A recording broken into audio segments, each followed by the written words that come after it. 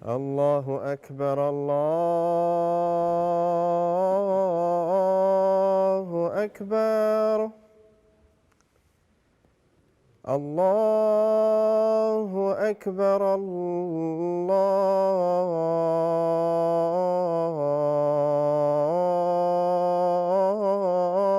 الله أكبر أشهد أن لا إله إلا الله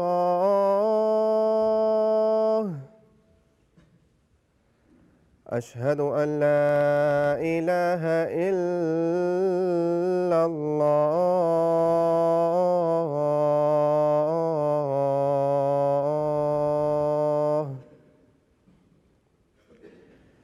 أشهد أن محمدًا رسول الله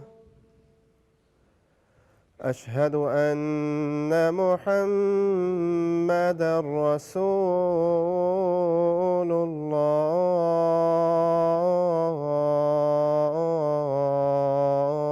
الله حي على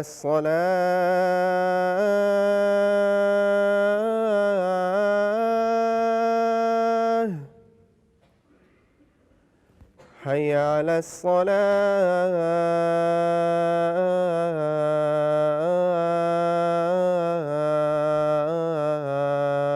الصلاة حي على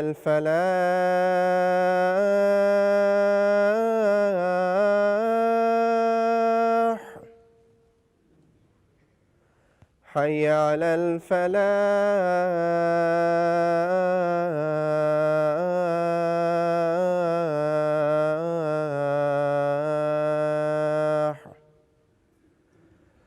الله أكبر الله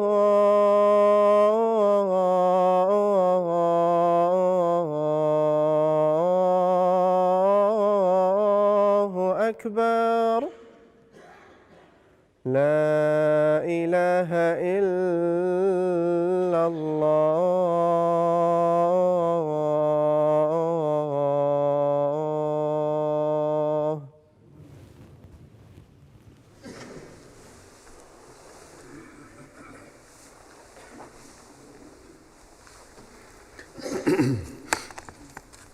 السلام علیکم ورحمۃ اللہ.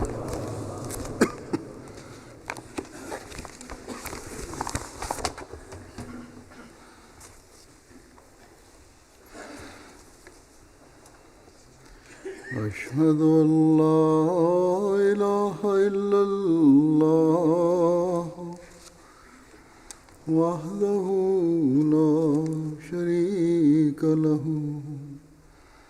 وأشهد أن محمدًا عبده ورسوله أما بعد فأعوذ بالله من الشيطان الرجيم بسم الله الرحمن الرحيم الحمد لله رب العالمين الرحمن الرحيم مالك يوم الدين إياك نعبد وإياك نستعين اهدنا الصراط المستقيم صراط الذين أنعمت عليهم غير المغضوب عليهم ولا الضالين.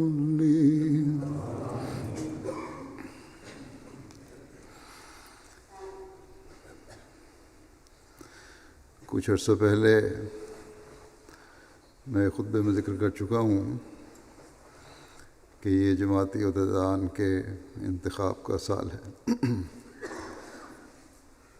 آپ اکثر جگہوں پر انتخاب ہو چکے ہیں، ملکوں میں بھی اور مقامی جماعتوں میں بھی، اور نئے عہدیداروں نے اپنا کام سنبھال لیا ہے۔ عہدیداروں میں بعض جگہوں پر بعض امراء، صدران اور دوسرے عہدیدار نئے منتخب ہوئے ہیں، لیکن بہت سی جگہوں پر پہلے سے کام کرنے والوں کو ہی دوبارہ انتخاب کیا گیا ہے۔ نئے آنے والوں کو بھی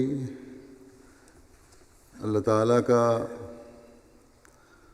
جہاں شکر ادا کرنا چاہیے کہ انہیں اللہ تعالیٰ نے جماعت کی خدمت کے لیے چنا، وہاں عاجزی سے اللہ تعالیٰ کے حضور جھکتے ہوئے اللہ تعالیٰ کی مدد مانگنی چاہیے کہ اللہ تعالیٰ انہیں اس امانت کا حق ادا کرنے کی توفیق دے جو ان کے سپرد کی گئی ہے۔ اسی طرح جو عہدیدار دوبارہ منتخب ہوئے ہیں وہ بھی جہاں اللہ تعالیٰ کا شکر ادا کریں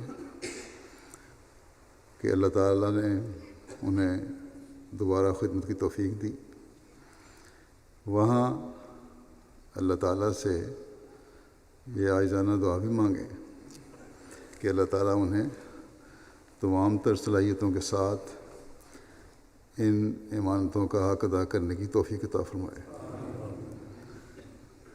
اور گزشتہ عرصہ خدمت کے دوران ان سے جو کوتاہیاں، سستیاں اور غفلتیں ہو گئیں،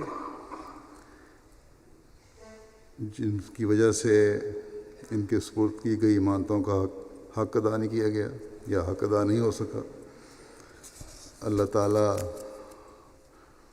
اس سے ایک تو صرف نظر فرمائے اور پھر اپنا فضل فرماتے ہوئے جو آئندہ 3 سال کے لیے دوبارہ خدمت کا موقع اس نے عطا فرمایا ہے اور جو امانتیں ان کے سپرد کی ہیں، ان میں آئندہ سستیاں اور کوتاہیاں اور غفلتیں نہ ہوں، اور ان امانتوں کا حق ادا کرنے کی اللہ تعالیٰ توفیق عطا فرمائے۔ یاد رکھنا چاہیے کہ جماعتی خدمت کو کوئی معمولی خدمت نہیں سمجھنا چاہیے، سرسری طور پر نہیں لینا چاہیے۔ ہم میں سے ہر ایک نے، چاہے وہ عہدیدار ہے یا ایک عام احمدی ہے، اس نے یہ عہد کیا ہے کہ وہ دین کو دنیا پر مقدم کرے گا، اور جب ایک شخص دین کی خدمت یا بحیثیت عہدیدار کسی خدمت کے کرنے کو قبول کرتا ہے یا اس خدمت پر مأمور کیا جاتا ہے، تو اس پر دوسروں سے زیادہ بڑھ کر یہ ذمہ داری ہے کہ وہ اپنے عہد کو پورا کرے، اور یاد رکھے کہ یہ عہد اس نے اللہ تعالیٰ سے کیا ہے، اور اللہ تعالیٰ نے اپنے عہدوں کو پورا کرنے کا کئی جگہ قرآن کریم میں ذکر فرمایا ہے۔ بس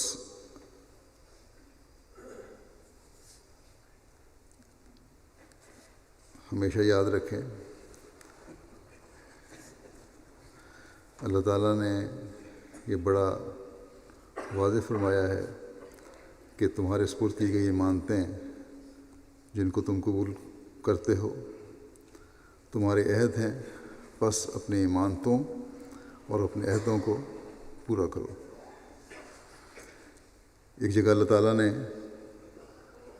اپنے قول کے سچے اور تقوی پر چلنے والوں کی یہ نشانی بتائی ہے کہ وَالْمُوفُونَ بِعَهْدِهِمْ إِذَا عَاهَدُوا۔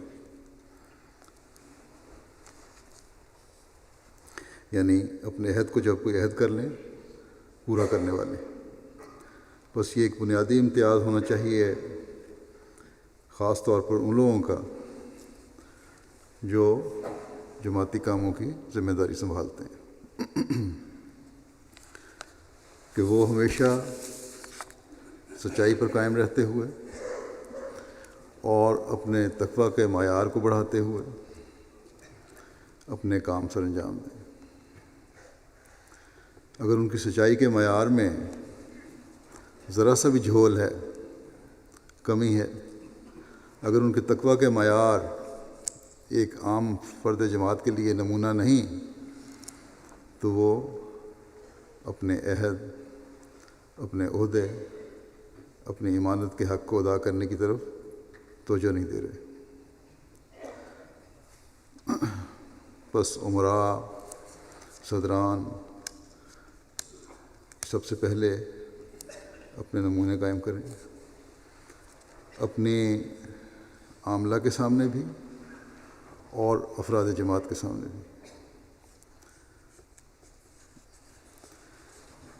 سیکریٹریانی تربیت ہیں جن کے سپرد تربیت کا کام ہے، اور تربیت کا کام اسی وقت صحیح رنگ میں ہو سکتا ہے جب نمونے قائم ہوں.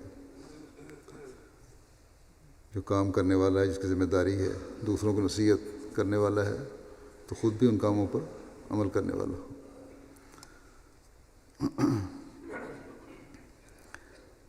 تو سیکریٹریان تربیت بھی اپنے نمونے قائم کریں افراد جماعت کے سامنے کہ جماعت کی تربیت کی ذمہ داری ان پر عائد ہوتی ہے. میں کئی موقعوں پر ذکر کر چکا ہوں کہ اگر شعبہ تربیت فعال ہو جائے تو بہت سی دوسرے شعبوں کے کام خود بخود ہو جاتے ہیں.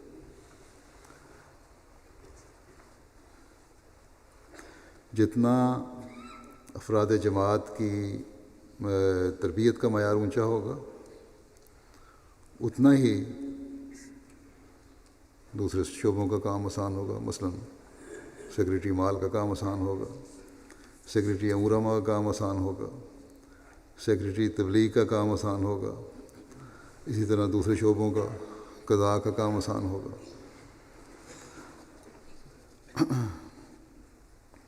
میں اکثر عاملہ کی میٹنگ میں کہا کرتا ہوں مختلف جگہوں پر کہ تربیت کا کام پہلے اپنے گھر سے شروع کریں.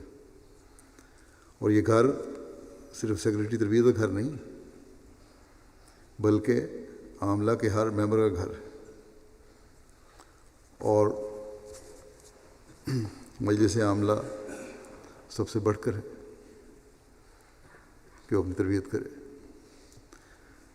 امیر جماعت، صدر جماعت اور سیکریٹری تربیت کو سب سے پہلے جو بھی پروگرام بناتے ہیں اپنی عاملہ کو دیکھنا چاہیے کہ وہ ان پروگراموں پر عمل کر رہی ہے کہ نہیں. جو بنیادی احکام ہیں خدا تعالیٰ کے اور جو مقصد ہے انسان کی پیدائش کا، اسے عاملہ کے ممبران پورا کر رہے ہیں. اگر نہیں تو پھر تقویٰ نہیں.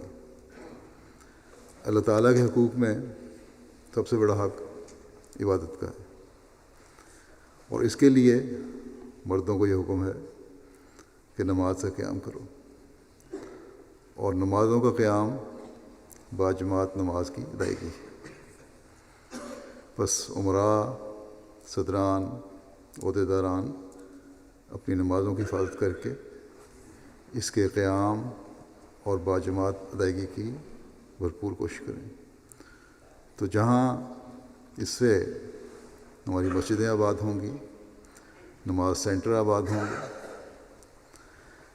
وہاں وہ اللہ تعالیٰ کے فضلوں کو بھی حاصل کرنے والے ہوں گے، اور اپنے عملی نمونے سے افراد جماعت کی بھی تربیت کرنے والے ہوں گے. اللہ تعالیٰ کے فضلوں کے وارث بھی ہوں گے، ان کے کاموں میں آسانیاں بھی پیدا ہوں گی.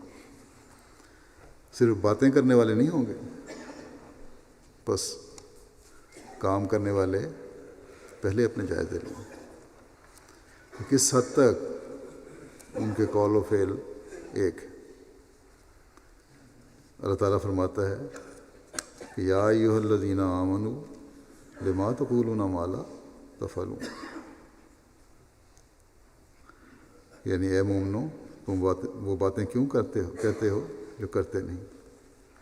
حضرت مسیح علیہ الصلوۃ والسلام فرماتے ہیں کہ یہ آیت ہی بتلاتی ہے کہ دنیا میں کہہ کر خود نہ کرنے والے بھی موجود تھے اور ہیں اور ہوں گے۔ فرمایا کہ تم میری بات سن رکھو اور خوب یاد کر لو کہ انسان کی گفتگو سچے دل سے نہ ہو اور عملی طاقت اس میں نہ ہو تو وہ اثر پذیر نہیں ہوتی۔ پھر فرمایا یاد رکھو کہ صرف لفاظی اور لسانی کام نہیں آ سکتی جب تک عمل نہ ہو، اور باتیں عند اللہ کچھ بھی وقت نہیں رکھتی، عمل کے علاوہ اگر اور باتیں ہیں تو اللہ تعالیٰ کے نزدیک بھی کوئی اہمیت نہیں۔ بس حضرت مسیح علیہ الصلوۃ والسلام کے اس حکم کے مطابق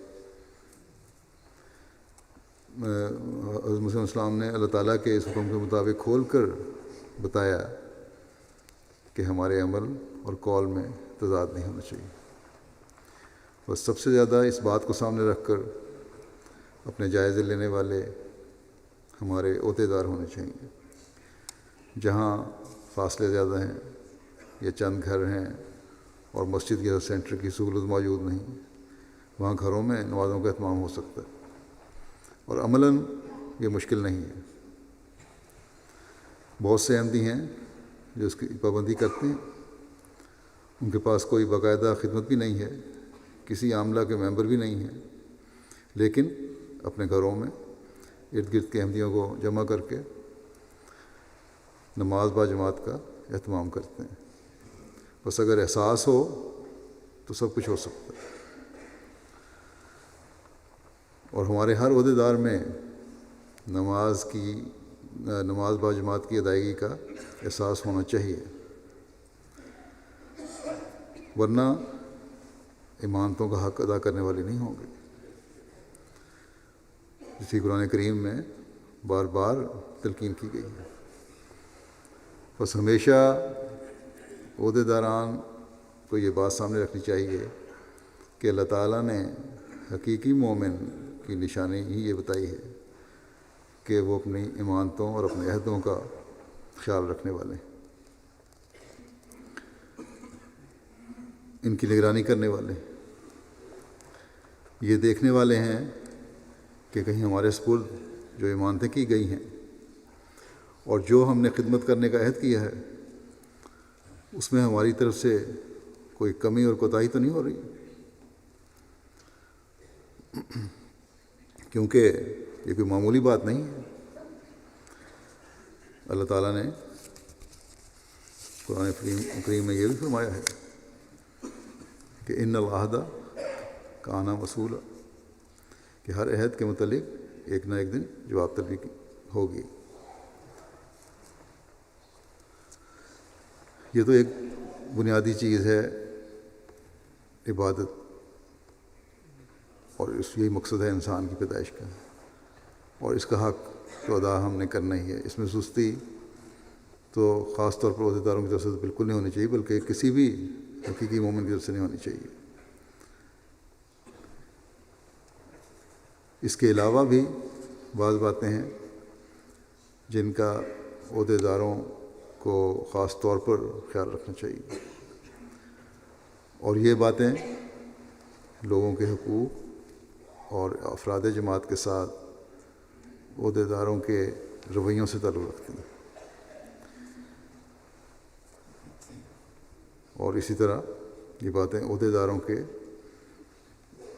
عہدوں سے بھی تعلق رکھتی ہیں۔ کوئی عہدیدار افسر بننے کے تصور سے یا بنائے جانے کے تصور سے کسی خدمت پر مامور نہیں کیا جاتا، بلکہ اسلام میں تو عہدیدار کا تصور ہی بالکل مختلف ہے۔ اور حضرت صلی اللہ علیہ وسلم نے اس کو اس طرح بیان فرمایا ہے کہ قوم کا سردار قوم کا خادم ہوتا ہے۔ بس ایک عہدیدار کا لوگوں کے معاملے میں اپنی امانت کا حق ادا کرنا، اس کا قوم کا خادم بن کر رہنا ہے،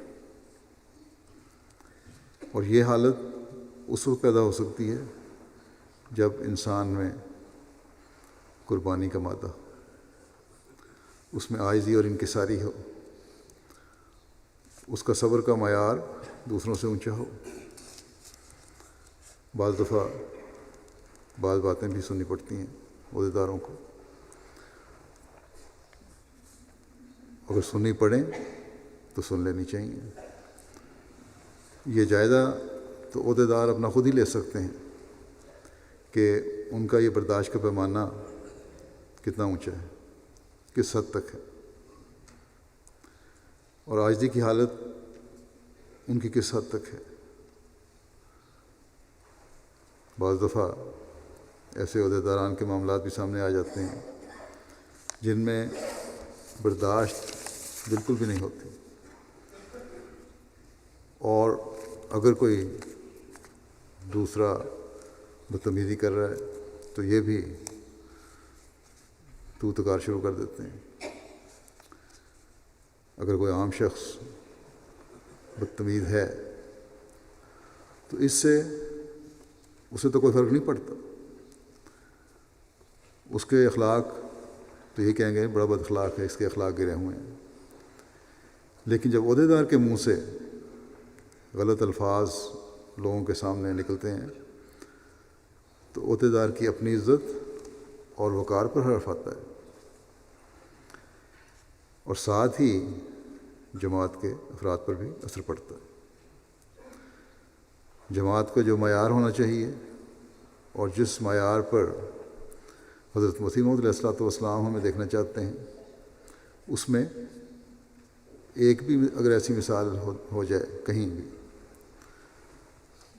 تو جماعت کی بدنامی کا موجب بنتی ہے اور بن سکتی ہے۔ اور یہ مثالیں بعض جگہوں پہ ملتی ہیں، مسجدوں میں بھی جھگڑے شروع ہو جاتے ہیں، اور بچوں اور نوجوانوں پر انتہائی برا اثر ڈالتی ہیں یہ باتیں۔ اللہ تعالیٰ ہم سے کیا چاہتا ہے اور قربانی کے اعلیٰ معیار قائم کرنے والوں کے اللہ تعالیٰ نے کس طرح ذکر فرمایا ہے۔ ایک جگہ فرمایا کہ وَيُؤْثِرُونَ عَلَىٰ أَنفُسِهِمْ، مومن یہ ہیں اپنے دینی بھائیوں کو اپنے نفسوں پر ترجیح دیتے ہیں۔ یہ انصار نے مسائل قائم کی مہاجرین کے لیے، اور یہی ایک نمونہ ہے ہمارے لیے۔ یہ نفسوں پر ترجیح دینا تو بڑی دور کی بات ہے اور بہت بڑی بات ہے۔ بعض دفعہ تو جو کسی کا حق ہے وہ بھی پوری طرح ادا نہیں کیا جاتا۔ لوگوں کے بعض معاملات ان کے پاس آتے ہیں، عہدیداروں کے پاس، یا مرکز میں رپورٹ بھجوانے کے لیے یا مرکز سے رپورٹ بھجوانے کے لیے بعض معاملات بھیجے جاتے ہیں، تو بڑی بے احتیاطی سے معاملے کی رپورٹ دی جاتی ہے، صحیح رنگ میں تحقیق نہیں کی جاتی اور رپورٹ بھجوائی جاتی ہے، یا معاملے کو اتنا لٹکا دیا جاتا ہے کہ اگر کسی ضرورت مند کی ضرورت پوری کرنے کے لیے کوئی درخواست ہے تو وقت پر ضرورت پوری نہ ہونے کی وجہ سے اس ضرورت مند کو نقصان ہو جاتا ہے یا تکلیف برداشت کرنی پڑتی ہے۔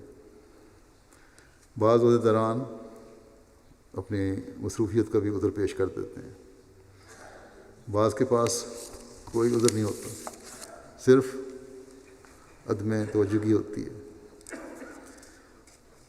اگر ان کے اپنے معاملے ہوں یا کسی قریبی کے معاملے ہوں تو ترجیحات مختلف ہوتی ہیں۔ بس حقیقی خدمت کا جذبہ، قربانی کا جذبہ، اپنی امانت کا صحیح حق ادا کرنا، تو یہ ہے کہ ایک فکر کے ساتھ دوسرے کے کام آیا جائے۔ اور جب یہ قربانی کا مادہ اور دوسرے کی تکلیف کو اپنی تکلیف سمجھ کر کام کیا جائے گا تو جماعت کے افراد کا بھی معیار قربانی بڑھے گا۔ ایک دوسرے کے حق مارنے کے بجائے حق دینے کی طرف توجہ ہوگی۔ ہم غیروں کے سامنے یہ کہتے ہیں کہ دنیا میں امن تب قائم ہو سکتا ہے جب ہر سطح پر حق لینے اور حق غصب کرنے کے بجائے حق دینے اور قربانی کا جذبہ پیدا ہو۔ لیکن ہمارے اندر اگر یہ معیار نہیں تو ہم ایک ایسا کام کر رہے ہوں گے جو اللہ تعالیٰ کو ناپسند ہے۔ پھر ایک وصف جو خاص طور پر عہدیداروں کے اندر ہونا چاہیے وہ عاجزی ہے۔ اللہ تعالیٰ نے عباد الرحمن کی یہ نشانی بتائی ہے کہ یمشونا علی الارض ہونا،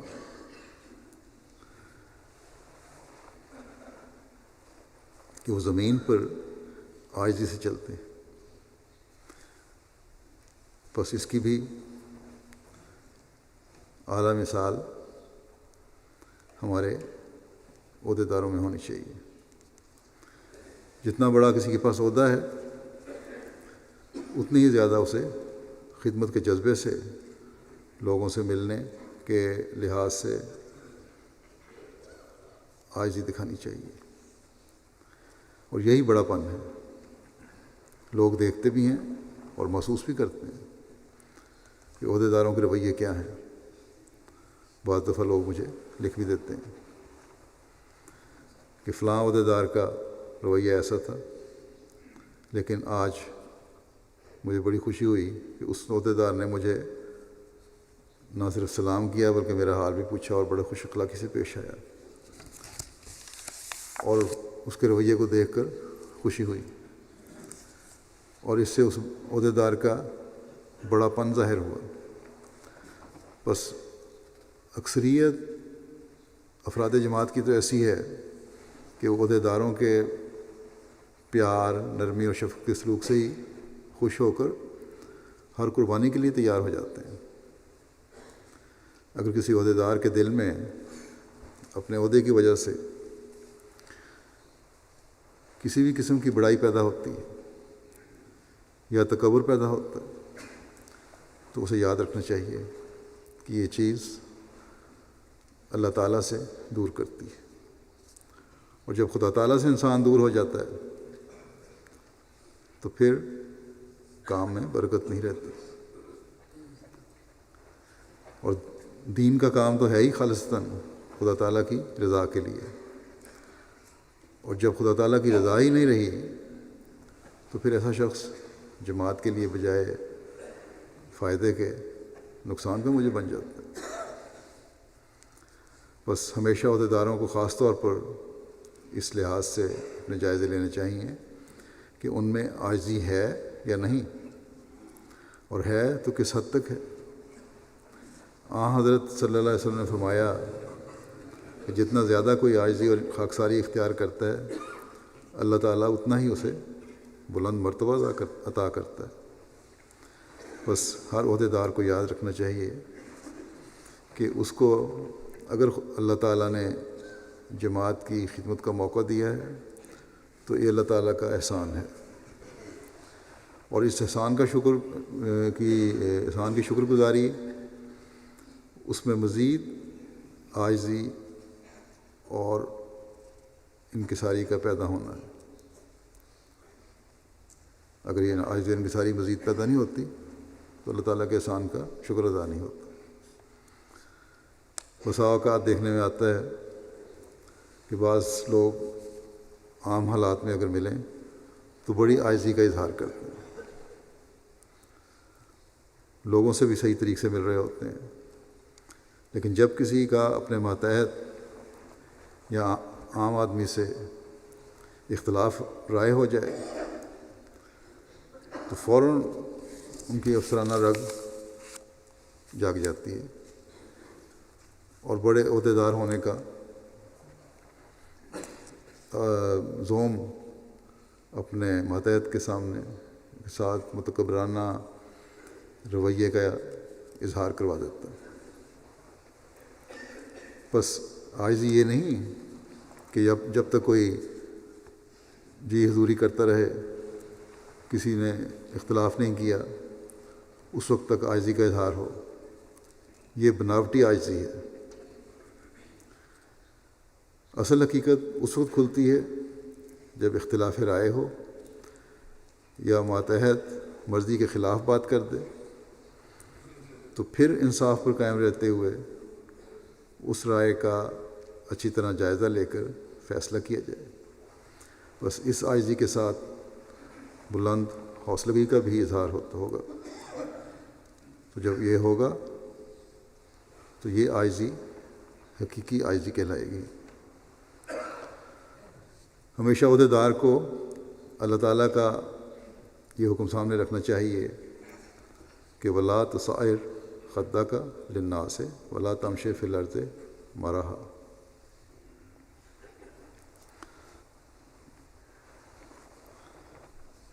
اور اپنے گال لوگوں کے سامنے غصہ سے مت پھلاؤ، اپنا منہ نہ پھلاؤ غصے سے، اور زمین میں تکبر سے مت چلو۔ اختلاف رائے کی میں نے بات کی ہے، تو اس بارے میں یہ بھی بتا دوں کہ قواعد بے شک امیر جماعت کو اجازت دیتے ہیں کہ بعض دفعہ وہ عاملہ کی رائے پر اپنی رائے کو رد کر کے اپنی رائے کے مطابق فیصلہ کرے، لیکن ہمیشہ یہ کوشش کرنی چاہیے کہ سب کو ساتھ لے کر چلا جائے اور مشورے سے، اکثریت رائے سے ہی فیصلے ہوں اور کام ہوں۔ بعض جگہ عمراء اس حق کو ضرورت سے زیادہ استعمال کرنے لگ جاتے ہیں۔ اس حق کا استعمال انتہائی صورت میں ہونا چاہیے،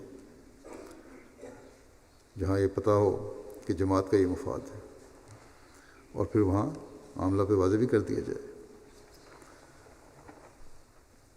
اور وسیع تر جماعتی مفاد کو سامنے رکھتے ہوئے ہونا چاہیے۔ اس کے لیے دعا سے اللہ تعالیٰ کی مدد بھی لینی چاہیے، صرف اپنی عقل پہ بھروسہ نہ کریں۔ واضح ہو کہ یہ حق صدران جماعت کو نہیں، جہاں نیشنل صدر ہیں وہاں بھی نہیں ان کو، کہ عاملہ کی رائے کو رد کرتے ہوئے اپنی رائے کے مطابق فیصلہ کریں۔ اپنے اپنے دائرہ کار کو سمجھنے کے لیے عہدیداران کے لیے ضروری ہے کہ قواعد و ضوابط کو پڑھیں اور سمجھیں۔ اگر قواعد و ضوابط کے مطابق عمل کریں گے تو بعض چھوٹے چھوٹے مسائل جو عاملہ کے اندر یا افراد جماعت کے لیے بے چینی کا باعث بن جاتے ہیں، وہ نہیں بنیں گے۔ پھر ایک خصوصیت عہدیداران کی یہ بھی ہونی چاہیے کہ وہ ماتحتوں سے حسن سلوک کریں۔ جماعت کے اکثر کام تو رضاکارانہ ہوتے ہیں۔ افراد جماعت وقت دیتے ہیں جماعتی کام کے لیے، اس لیے وقت دیتے ہیں کہ وہ خدا تعالیٰ کی رضا چاہتے ہیں، اس لیے وقت دیتے ہیں کہ ان کو جماعت سے تعلق اور محبت ہے۔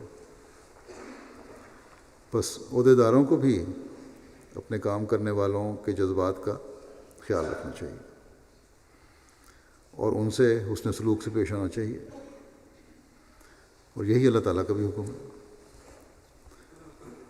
پھر اس حسن سلوک کے ساتھ اپنے نائبین اور ماتحتوں کو کام سکھانے کی بھی کوشش کرنی چاہیے، تاکہ جماعتی کام بہتر طور پر چلانے کے لیے ہمیشہ کارکن مہیا ہوتے رہیں۔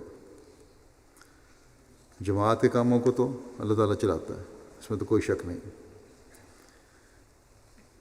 لیکن اگر افسران، عہدیداران جن کو کام کا تجربہ ہے، کام کرنے والوں کی دوسری لائن تیار کرتے ہیں تو ان کو اس کام کا بھی ثواب مل جائے گا۔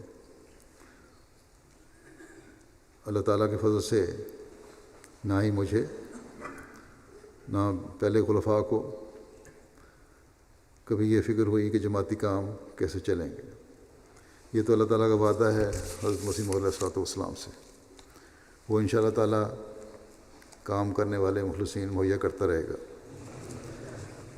حضرت خلیفۃ مسیح ثالث کے وقت میں ایک عہدیدار کا خیال تھا کہ میری حکمت عملی اور میری محنت کی وجہ سے مالی نظام بہت عمدہ طور پر چل رہا ہے۔ اس خلیفۃ ثانی کو ثالث کو جب یہ پتہ چلا تو آپ نے ایک ایسے شخص کو اس کام پر مقرر کر دیا، اس کو ہٹا کر، جس کو مال سے کی الف بے بھی نہیں پتہ تھی، لیکن کیونکہ اللہ تعالیٰ کا کام ہے اور خلیفہ وقت کے ساتھ اللہ تعالیٰ کا جو سلوک ہے، اس وجہ سے وہ نئے آنے والے افسر کو جس کو کچھ بھی نہیں پتہ تھا، اس کے کام میں اتنی برکت پڑی کہ اس سے پہلے کبھی تصور بھی نہیں تھا۔ بس عہدیداروں کو تو اللہ تعالیٰ موقع دیتا ہے، جماعتی کارکنوں کو تو اللہ تعالیٰ موقع دیتا ہے، واقفین زندگی کو تو خدا تعالیٰ موقع دیتا ہے کہ وہ جماعت کی اور دین کی خدمت کر کے اللہ تعالیٰ کے فضلوں کے وارث بنے، ورنہ کام تو خود اللہ تعالیٰ کر رہا ہے اور یہ اس کا وعدہ ہے۔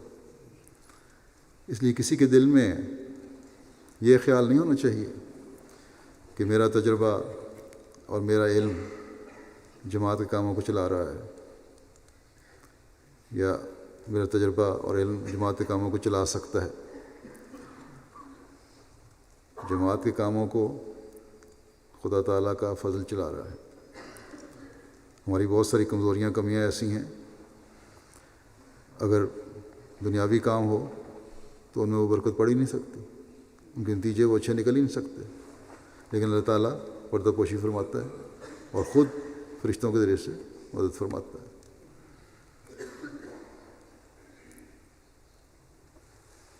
تبلیغ کے کام ہے مثلا، اس میں ہی ان مغربی ممالک میں بھی اللہ تعالیٰ نے ایسے کارکن یہاں پلے بڑے نوجوان مہیا کر دیے ہیں جنہوں نے اپنے طور پر دینی علم حاصل کیا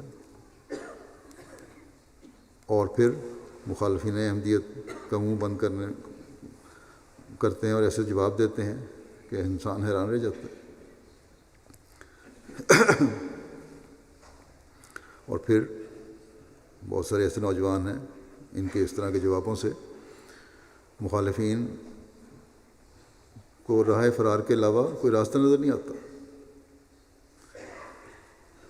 بس عہدیدار خدمت کے دین کے موقع کو فضل الہی سمجھیں، نہ کہ اپنے کسی تجربے یا لیاقت اور قابلیت کی وجہ۔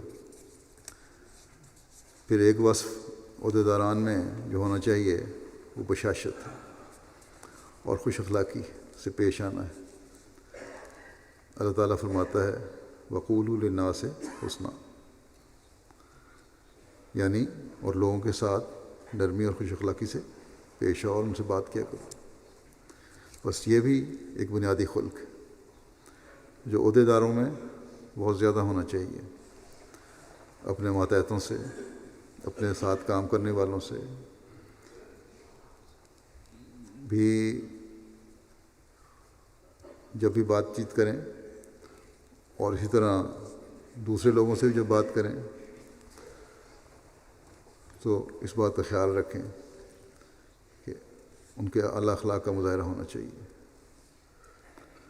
سختی سے بات کرنا بعض دفعہ انتظامی معاملات کی وجہ سے ضرورت پڑ جاتی ہے، لیکن یہ ضرورت انتہائی قدم ہے، اور اگر پیار سے کسی کو سمجھایا جائے اور عہدیدار لوگوں کو یہ احساس دلا دیں کہ ہم تمہارے ہمدرد ہیں، تو 99% ایسے لوگ ہیں جو سمجھ جاتے ہیں اور تعاون کرنے پر آمادہ ہوتے ہیں جماعت سے، اس لیے کہ جماعت سے ان کو ایک تعلق ہے۔ لیکن بڑی اور اہم شرط یہی ہے کہ لوگوں میں یہ احساس پیدا کیا جائے، یا لوگوں کو یہ احساس ہو جائے کہ عہدیدار ہمارے ہمدرد ہیں۔ نرمی سے لوگوں سے بات کریں، کسی کی غلطی پر شروع میں ہی اس طرح پکڑ نہ کر لیں کہ دوسرے کو اپنی صفائی کا صحیح طرح موقع ہی نہ ملے۔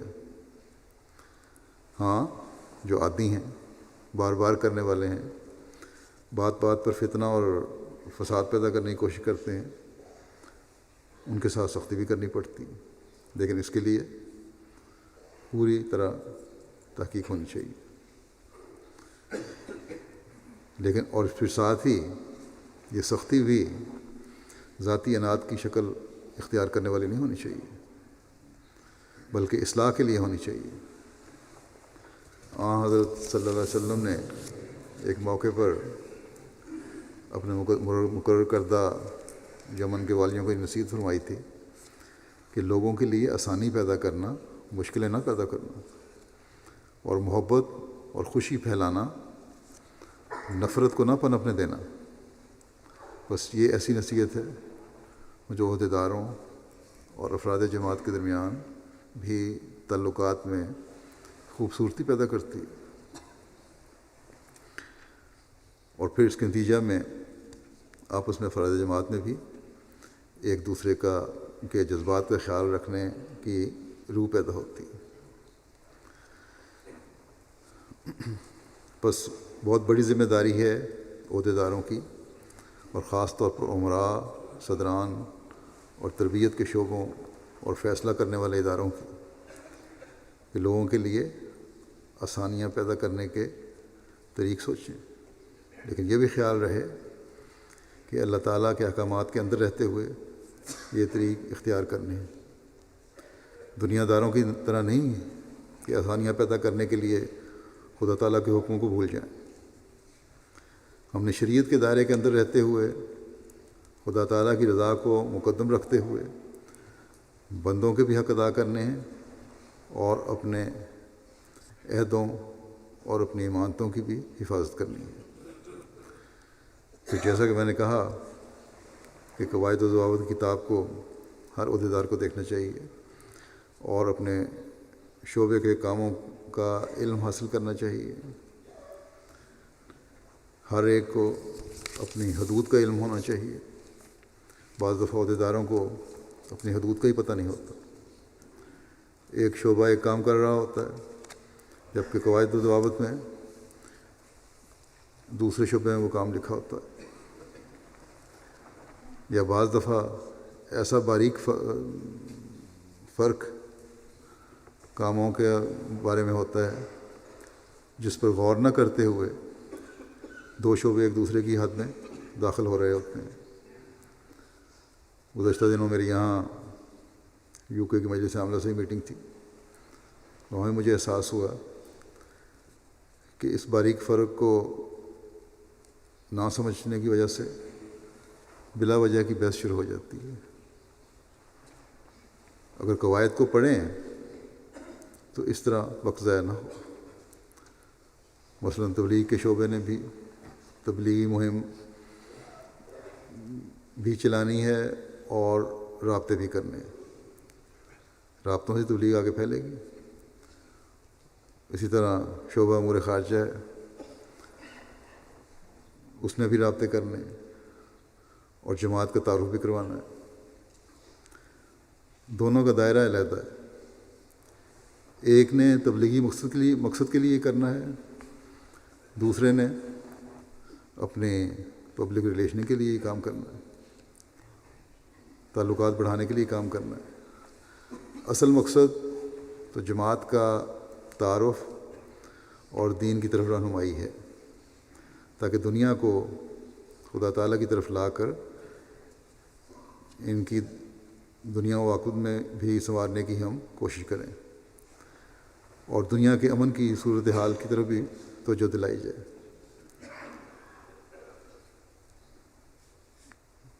دنیاوی طور پر کوئی کریڈٹ لینا تو ہمارا مقصد نہیں ہے، اصل مقصد تو خدا تعالیٰ کو خوش کرنا اور اس کی رضا حاصل کرنا ہے۔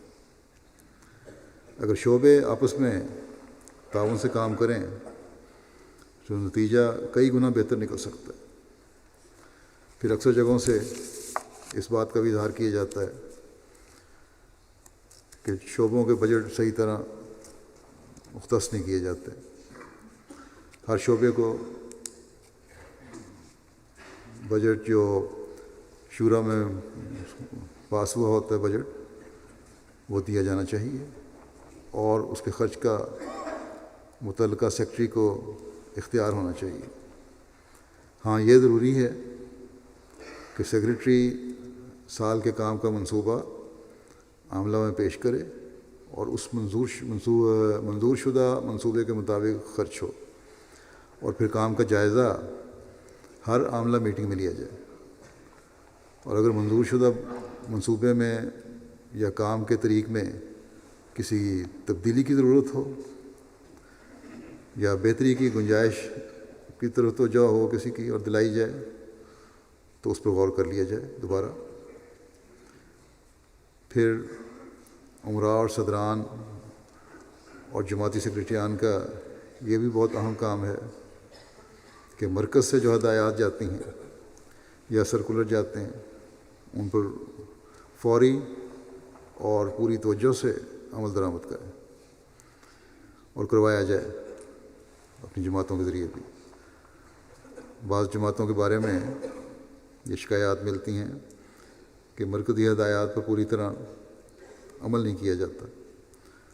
اگر کسی ہدایت کے بارے میں کسی خاص ملک یا جماعت کو کچھ تحفظات ملکی حالات کی وجہ سے ہوں تو پھر بھی فوری طور پر مرکز سے رابطہ کر کے اس میں تبدیلی کرنے کی حالات کے مطابق درخواست کرنی چاہیے،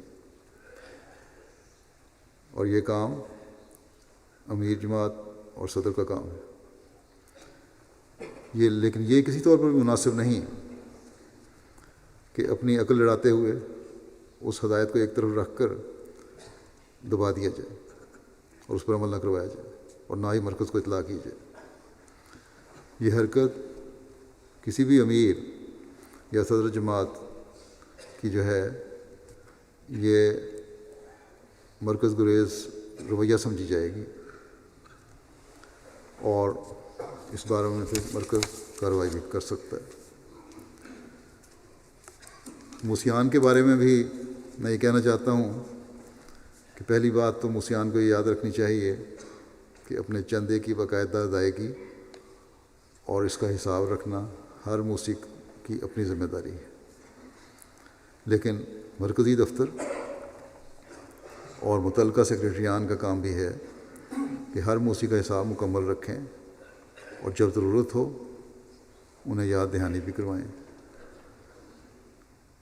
کہ ان کے چندے کی کیا صورتحال ہے۔ ملکی جماعت کا کام ہے کہ مقامی جماعتوں کے سیکریٹریان کو فعال کریں اور ہر موسی ان کے رابطے میں ہو۔ بعض دفعہ دیکھنے میں آتا ہے کہ کسی معاملے میں کسی شخص کے بارے میں رپورٹ منگوائی جاتی ہے اور وہ شخص موسی ہوتا ہے، رپورٹ میں ذکر کر دیا جاتا ہے کہ اس نے اتنے عرصے سے وصیت کا چندہ نہیں دیا۔ جب پوچھا جائے کہ وصیت کا چندہ نہیں دیا تو وصیت کس طرح قائم ہے، تو پھر تحقیق کرنے پر پتہ چلتا ہے کہ موسی کا قصور نہیں تھا، اس نے چندہ تو دیا تھا، ریکارڈ رکھنے والوں نے دفتر نے صحیح ریکارڈ نہیں رکھا۔ ایک تو ایسی رپورٹ بلا وجہ موسی کو پریشان کرنے کا موجب بنتی ہے، دوسرے جماعتی نظام کی کمزوری کا بھی برا اثر پڑتا ہے۔ اب تو ٹھوس حسابات کا انتظام ہو چکا ہے، بڑا سسٹمیٹک طریقہ ہے، کمپیوٹر ہے، سب کچھ ہے. ایسی غلطی ہونی نہیں چاہیے.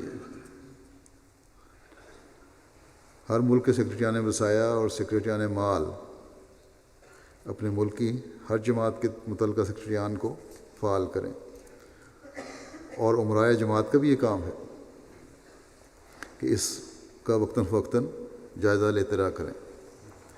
صرف چندہ جمع کرنا اور اس کی رپورٹ کرنا ان کا کام نہیں، بلکہ اس نظام کو قابل اعتماد بنانا اور مرکز اور مقامی جماعتی نظام میں مضبوط ربط پیدا کرنا بھی امراء کا کام ہے. اسی طرح ایک بات میں مبلغین اور مربیان کے حوالے سے بھی کہنا چاہتا ہوں. بعض جگہ مربیان مبلغین کی باقاعدہ ہر ماہ میٹنگ نہیں ہوتی. مبلغ انچارج اس بات کے ذمہ دار ہیں کہ یہ میٹنگز باقاعدہ ہوں، جماعتی، تربیتی اور تبلیغی کاموں کا بھی جائزہ ہو، جو بہتر کام کسی نے کیا ہے اس کے بارے میں تبادلہ خیال ہو، اور طریقہ کار سے اس بہتر کام کے جو طریقہ کار اپنایا گیا تھا کسی کی طرف سے، اس سے دوسرے بھی فائدہ اٹھانے کی کوشش کریں. اسی طرح جو جماعتی سیکرٹریان جماعتوں کو ہدایت دیتے ہیں یا مرکز کی ہدایت پر جماعتوں کو ہدایت بھجوائی جاتی ہے، اس بارے میں بھی رپورٹ دیں.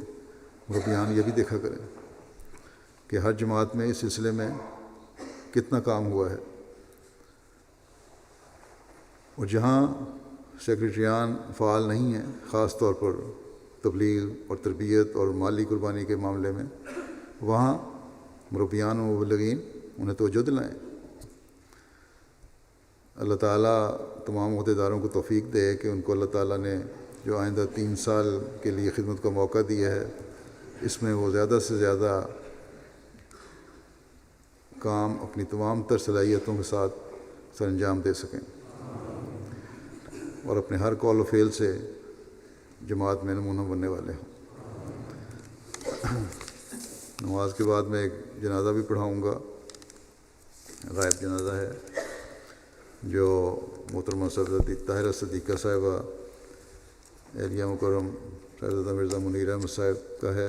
13 جولائی 2016 کو شام 6 بجے ان کی وفات ہوئی تھی. انا للہ و انا الیہ راجعون. آپ حضرت نواب عبداللہ خان صاحب اور نواب عبدالحفیظ بیگم صاحبہ کے یہاں پیدا ہوئیں. حضرت نواب محمد علی خان صاحب کی پوتی تھیں. حضرت مسیح موعود علیہ السلام کی نواسی تھیں. حضرت مرزا بشیر احمد صاحب کی بہو تھیں. اللہ تعالیٰ کے فضل سے موسیہ تھیں. 95 سال اپنے عمر پائی. قادیان میں ابتدائی تعلیم میٹرک تک حاصل کی. حضرت اماں جان رضی اللہ عنہا نے انہیں اپنی بیٹی بنایا ہوا تھا، اور بڑا خاص پیار محبت اور شفقت کا سلوک تھا ان کے ساتھ.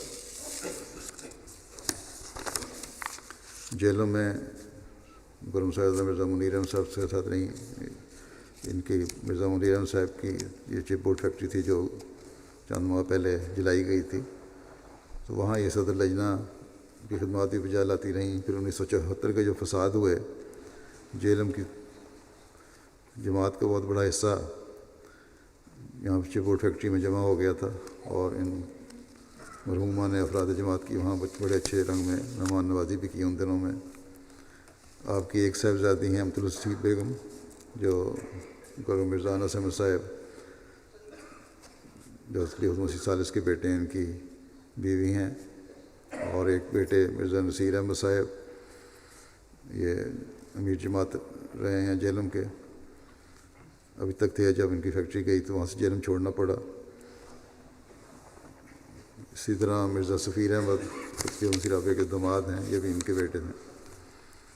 مرحومہ بہت خوش اخلاق، ہنسمکھ اور مل نثار تھیں.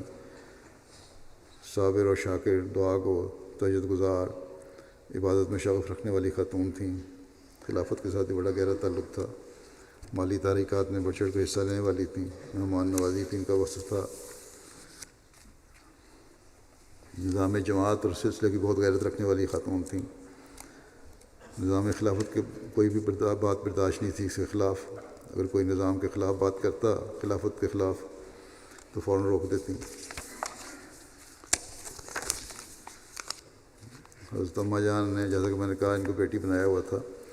بہت سارا جہیز کا سامان حضرت اماں جان نے اپنا ذاتی سامان ان کو دے دیا تھا، جس پہ حضرت اماں جان کا نام بھی لکھا ہوا ہے.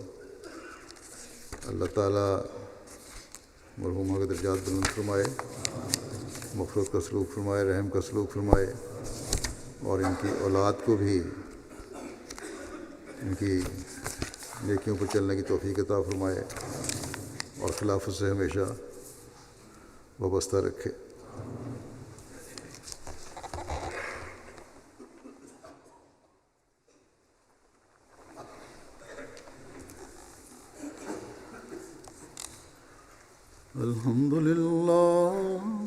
الحمد لله نحمده ونستعينه ونستغفره ونؤمن به ونتوكل عليه ونعوذ بالله من شرور أنفسنا ومن سيئات أعمالنا. من يهده الله فلا مضل له ومن يضلل فلا هادي له. ونشهد أن لا إله إلا الله ونشهد أن محمدا عبده ورسوله. عباد الله رحمكم الله، إن الله يأمر بالعدل والإحسان وإيتاء ذي القربى وينهى عن الفحشاء والمنكر والبغي يعظكم لعلكم تذكرون. اذكروا الله يذكركم وادعوه يستجب لكم ولذكر الله أكبر.